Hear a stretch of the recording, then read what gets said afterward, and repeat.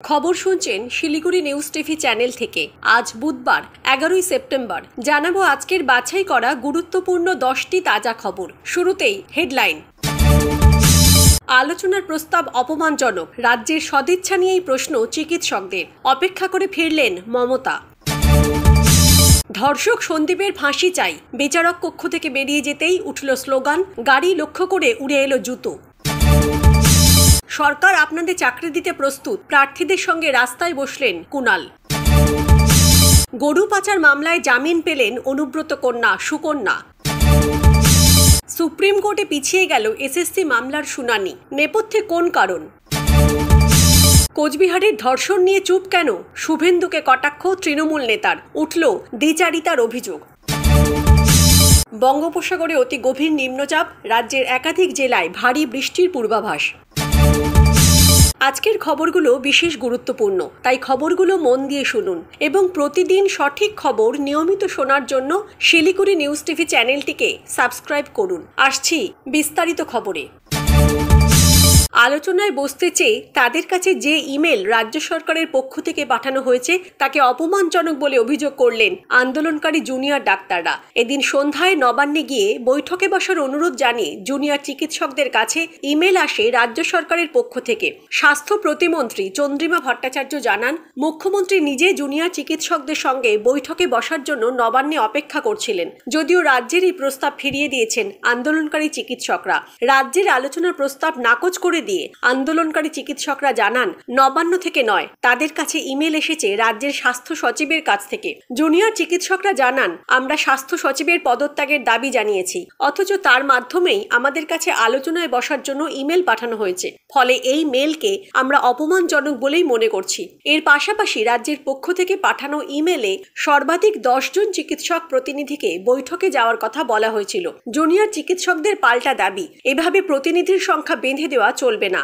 আলোচনার প্রস্তাবকে খারিজ করে দিয়ে জুনিয়র চিকিৎসকরা পাল্টা রাজ্যের মনোভাব কতটা সদর্থক তা নিয়েই প্রশ্ন তুলেছেন। তবে একই সঙ্গে আন্দোলনকারীরা জানিয়েছেন, অচলাবস্থা কাটাতে রাজ্যের পক্ষ থেকে সত্যিকারের কোনো ইতিবাচক পদক্ষেপ নেওয়া হলে তারা ভেবে দেখবেন। চিকিৎসকদের প্রস্তাব ফিরিয়ে দেওয়া প্রসঙ্গে নবান্ন থেকে স্বাস্থ্য প্রতিমন্ত্রী চন্দ্রিমা ভট্টাচার্য বলেন, মুখ্যমন্ত্রী অত্যন্ত সদর্থক পদক্ষেপ নিয়েছিলেন। মুখ্যমন্ত্রী নিজে কথা বলতে চেয়েছিলেন, কোনো সাড়াও পাওয়া যায়নি। আইনি কোনো ব্যবস্থা নেওয়া হবে কিনা সেটা মুখ্যমন্ত্রী পরবর্তী সময় সিদ্ধান্ত নেবেন। প্রসঙ্গত, সুপ্রিম কোর্টের প্রধান বিচারপতির ডিভিশন বেঞ্চ নির্দেশ দিয়েছিল মঙ্গলবার বিকেল 5টার মধ্যে আন্দোলনকারী জুনিয়র চিকিৎসকদের কাজে ফিরতে হবে। তা না হলে কর্মবিরতিতে থাকা চিকিৎসকদের বিরুদ্ধে ব্যবস্থা নিতে পারবে রাজ্য সরকার। জুনিয়র চিকিৎসকরা অবশ্য জানিয়ে দিয়েছেন তাদের কর্মবিরতি চলবে। সন্দীপকে আদালত থেকে বার করার সময় মঙ্গলবারও বিক্ষোভ দেখালো প্রতিবাদী জনতা। আরজি করের প্রাক্তন অধ্যক্ষ সন্দীপ ঘোষ সহ 4 জনকে নিয়ে যাওয়ার সময় জুতো দেখায় উত্তেজিত জনতা। চটিও ছোড়া হয় সন্দীপকে লক্ষ্য করে। শুধু তাই নয়, জেলের গাড়িতে বারবার জুতো মারে উত্তেজিত জনতা। সেই সঙ্গে আদালতের এজলাসে এক মহিলা আইনজীবী স্লোগান দেন, তিলোত্তমার রক্ত হবে নাকো ব্যর্থ। প্রসঙ্গত, আগের দিনও সন্দীপকে ঘিরে বিক্ষোভ দেখায় উত্তেজিত জনতা। সন্দীপকে বাগে পেয়ে একজন মাথায় চাটিও মারেন। সন্দীপকে নিরাপত্তা দিতে এগিয়ে আসে কেন্দ্রীয় বাহিনী। সিআরপিএফ এর তৎপরতায় আদালত থেকে বার করা হয় আরজি করের প্রাক্তন অধ্যক্ষকে। বিক্ষোভকারীদের কয়েকজন সন্দীপের ফাঁসিরও দাবি করেন। সন্দীপ ঘোষকে গ্রেফতারির পর 8 দিন নিজেদের হেফাজতে রেখেছিল সিবিআই। এরপর সন্দীপের জেল হেফাজতের নির্দেশ দেয় আদালত। নিয়ম অনুযায়ী সিবিআই এখনো 6 দিন সন্দীপ ঘোষ সহ 4 জনকে নিজেদের হেফাজতে নেওয়ার আবেদন জানাতে পারত। এদিন আদালতে শুনানি চলাকালীন সিবিআই তদন্তকারী অফিসার এবং আইনজীবী বিচারককে জানান, ভবিষ্যতে তারা সন্দীপ ঘোষদের হেফাজতে নেবেন। সন্দীপ ঘোষকে গ্রেফতারির পর 8 দিন নিজেদের হেফাজতে রেখেছিল সিবিআই। এরপর সন্দীপের জেল হেফাজতের নির্দেশ দেয় আদালত। এসএলএসটি প্রার্থীদের সঙ্গে বিক্ষোভে যোগ দিলেন কুণাল ঘোষ। আদালতের নির্দেশ সত্ত্বেও মিলছে না স্কুলের চাকরি। কলকাতা হাইকোর্টে মিছিল করে যেতে চান বিক্ষোভকারী চাকরি প্রার্থীরা। রাস্তায় ব্যারিকেড, প্রচুর পুলিশ মোতায়েন করা হয়েছে। এর মধ্যেই আন্দোলনকারীদের সঙ্গে বসে কথা বলতে দেখা গেল কুণালকে। বিক্ষোভ শুরু হয়েছে রাস্তা অবরোধ করে। জানা যায়, বিক্ষোভকারীরা কর্মশিক্ষা ও শারীর শিক্ষা চাকরি প্রার্থী। 150 থেকে 170 জনের জমায়েত করে হাইকোর্টের দিকে আসার কথা।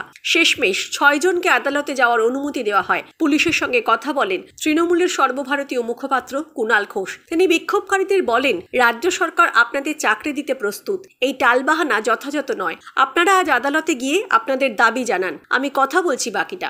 9 বছর ধরে পরীক্ষা হয়নি স্কুল সার্ভিস কমিশনের। অপেক্ষায় বয়স বাড়ছে প্রার্থীদের। এর আগেও দীর্ঘদিন ধরে অবস্থান বিক্ষোভ করেছেন প্রার্থীরা। আদালতের আশ্বাস ছিল শীঘ্রই হবে নিয়োগের পরীক্ষা। সেই মতো কোনো কিছুই না হওয়ায় ফের আন্দোলনে সামিল হয়েছেন শিক্ষক পদ প্রার্থীরা।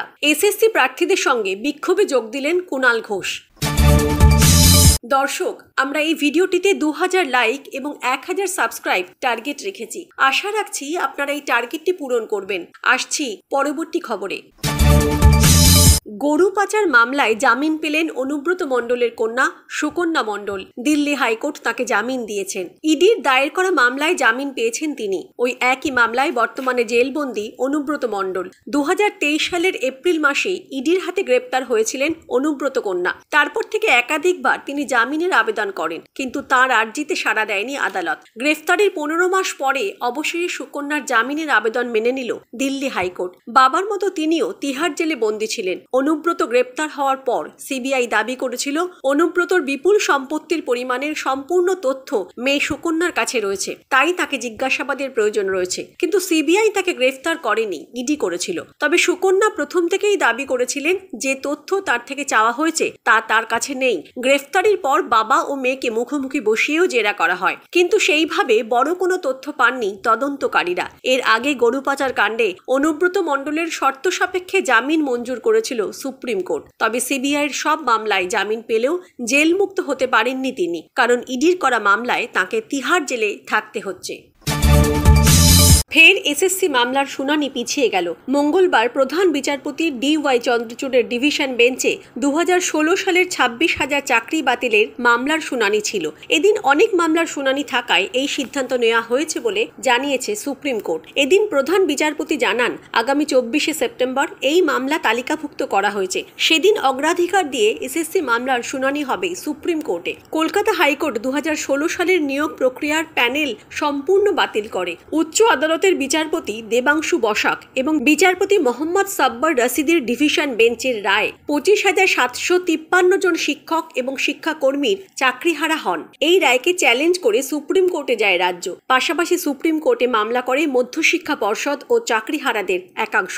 গতকাল একত্রে এই সংক্রান্ত সবকটি মামলা শোনার কথা ছিল সুপ্রিম কোর্টে। উল্লেখ্য, লোকসভা নির্বাচনের আগে এই মামলার শুনানিতে হাইকোর্টের নির্দেশের উপর অন্তর্বর্তীকালীন স্থগিতাদেশ দিয়েছিল সুপ্রিম কোর্ট। পরের শুনানিতে প্রধান বিচারপতি জানান, তার বেঞ্চ আগে চাকরি বাতিলের মামলার সঙ্গে যুক্ত 5 পক্ষের রাজ্য, এসএসসি, সিবিআই, মূল মামলাকারী এবং যাদের চাকরি নিয়ে বিতর্ক তাদের বক্তব্য শুনবে। তারপরেই এ ব্যাপারে পরবর্তী নির্দেশ দেবে, যদিও তারপর একাধিকবার শুনানির দিন পাল্টায়।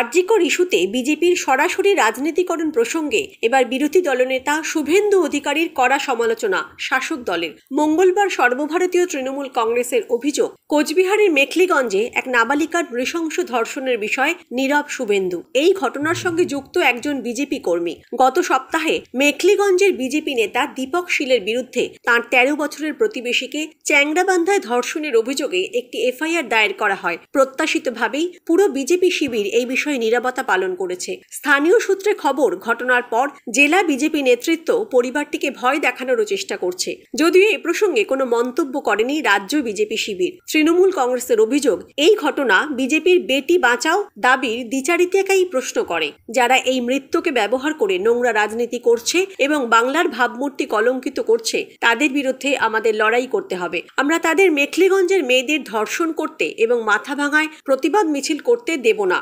আমরা ভুক্তভোগীদের জন্য ন্যায় বিচার চাই এবং অপরাধীদের গ্রেফতার চাই, বললেন কোচবিহারের তৃণমূল জেলা সভাপতি অভিজিৎ দে ভৌমিক। বিরোধী নেতাদের মেখলিগঞ্জের পরিবারের পাশে দাঁড়ানোর আহ্বান জানিয়েছেন তিনি। তৃণমূলের পাল্টা প্রতিবাদ নিয়ে ব্যাখ্যা দিতে গিয়ে ভৌমিক আরও বলেন, আমরা আজ মেখলিগঞ্জে সমবেত হয়েছি প্রতিবাদ করতে সেই বিজেপি নেতার বিরুদ্ধে যিনি 13 বছরের নাবালিকাকে ধর্ষণ করেছেন। আরজিকরের ধর্ষিতা বা উত্তরখণ্ড ও উত্তরপ্রদেশের ভুক্তভোগীরা প্রতিবাদ সব ঘটনার বিরুদ্ধে হওয়া উচিত। আমরা সেই মেয়েটির কথাও বলবো যাকে তার প্রতিবেশী খেলার মাঠ থেকে মিথ্যা অজুহাত দেখিয়ে নিয়ে গিয়েছিল এবং তারপর তাকে নিপীড়ন করা হয়েছিল। এমনকি মেখলিগঞ্জে বিজেপির পতাকা নির্যাতিতার বাড়িতে জোরপূর্বক উত্তোলন করা হয়েছিল ভয় দেখানোর কৌশল হিসেবে। এমন জঘন্য অপরাধ কেবল বিজেপির পক্ষেই সম্ভব। আমরা বিরোধী দলনেতার কাছে প্রশ্ন করতে চাই, যিনি আজ মাথাভাঙায় রয়েছেন, কেন তিনি 13 বছর বয়সী এক কিশোরীর বিরুদ্ধে সংঘটিত এই জঘন্য অপরাধের প্রতিবাদ করছেন না? প্রশ্ন তোলেন তৃণমূল নেতা। কোচবিহারের তৃণমূল জেলা সভাপতির অভিযোগ, এই বিজেপি নির্বাচনের আগে ধর্ষকদের দিয়ে প্রচার করায় এবং ডাবল ইঞ্জিনের রাজ্যে বিলকিস বানোর ধর্ষকদের ক্ষমা করে দেয়। বাংলার মতো বিরোধী শাসিত রাজ্যে বিজেপি ন্যায় বিচারের তকমাকে ব্যবহার করে নিজস্ব রাজনৈতিক প্রচারকে এগিয়ে নিয়ে যায়। বঙ্গোপসাগরে অতি গভীর নিম্নচাপ রয়েছে। নিম্নচাপের জেরে রাজ্যের একাধিক জেলায় ভারী বৃষ্টির সম্ভাবনা রয়েছে। বুধবার কালিম্পং, আলিপুরদুয়ারে বজ্রবিদ্যুৎ সহ বৃষ্টিপাতের সম্ভাবনা রয়েছে। উত্তরবঙ্গের বাকি জেলাগুলিতে স্বাভাবিক তাপমাত্রা বজায় থাকবে। অন্যান্য জেলায় ভারী বৃষ্টির সম্ভাবনা নেই বলেই জানিয়েছে হাওয়া অফিস। দক্ষিণবঙ্গের প্রায় সব জেলায় বৃষ্টির সম্ভাবনা রয়েছে। বঙ্গোপসাগরের অতি গভীর নিম্নচাপ এই মুহূর্তে ওড়িশার উপকূলভাগ অতিক্রম করে পুরীর কাছাকাছি অবস্থান করছে। এর প্রভাবে উত্তাল হবে সমুদ্র। পশ্চিমবঙ্গের মৎস্যজীবীদের আজ বিকেল পর্যন্ত সমুদ্রে যেতে নিষেধ করা হয়েছে। আলিপুর আবহাওয়া দপ্তর জানিয়েছে, পশ্চিমের জেলা সহ দক্ষিণবঙ্গের সমস্ত জেলায় হালকা থেকে মাঝারি বৃষ্টিপাতের সম্ভাবনা রয়েছে। পশ্চিমের জেলায় বৃষ্টির পরিমাণ তুলনামূলকভাবে বেশি থাকবে। পূর্ব ও পশ্চিম মেদিনীপুর, ঝাড়গ্রাম, বাঁকুড়া, পুরুলিয়া, বর্ধমান, দক্ষিণ 24 পরগনা জেলায় আজ বেশি বৃষ্টি হবে। এছাড়া ভারী বৃষ্টিপাতের সতর্কতা রয়েছে পশ্চিম মেদিনীপুরে। বুধবার দক্ষিণ 24 পরগনা, উত্তর 24 পরগনা, পূর্ব মেদিনীপুর জেলায় বেশি বৃষ্টি হবে। বৃহস্পতিবার নদিয়া, মুর্শিদাবাদ, বীরভূম, পূর্ব পশ্চিম বর্ধমান এই সমস্ত জেলাগুলিতে বেশি বৃষ্টি হবে। আগামী 13 তারিখে মুর্শিদাবাদ, বীরভূম এই সমস্ত জেলাগুলিতে ভারী বৃষ্টির সম্ভাবনা থাকছে। আজকের খবর এই পর্যন্তই। পরবর্তী খবরগুলো সবার প্রথমে শুনতে শিলিগুড়ি নিউজ টিভি চ্যানেলটিকে সাবস্ক্রাইব করুন। ধন্যবাদ।